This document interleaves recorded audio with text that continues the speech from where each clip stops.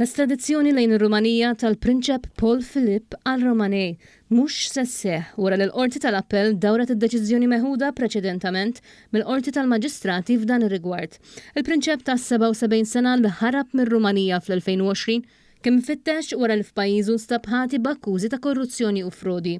Minn hemm u mar jgħix f'Pariġi fejn irnexxielu jaħrab talbiet ta' estradizzjoni sakemm ġie arrestat f'pajjiżna waqt li kien qed jattendi għal ċerimonja organizzata mill-Kavallieri ta' San Ġwann.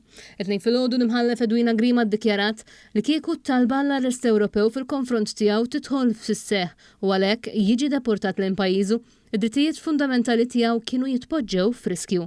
Romaniei kien assistit mill-avukati Jason Azzoppardi, Chris Bussietta u Alessandro Farrugia.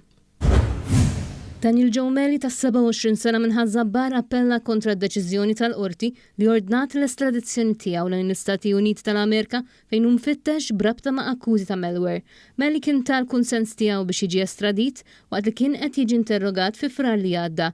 Iżda appella fejn sostna li l-Qorti ma kienx tat każ tal-istat tas-saħħa mentali tiegħu. L-avukati ta' Meli kienu resqu proċeduri kostituzzjonali li jista' ġew miċħuda mill-ewwel f'Lulju. Fl-appell il-ġdid Meli argumenta li l-ewwel qorti ċivili fil-ġurisdizzjoni kostituzzjonali interpretat dan il-każ biss mill-lat kriminali ta' dritt għal smieħ ġust. Fost oħrajn, l-avukati tiegħu Franco De Bono, Arthur Azzoppardi u David Katkuti Dimek argumentaw li ma kien hemm l-ebda tentattiv biex jiġi verifikat jekk Meli kienx medikament stabbli jew konxi tal-implikazzjoni minkejja storja twila ta' problemi ta' saħħa mentali u abbuż minn sustanzi.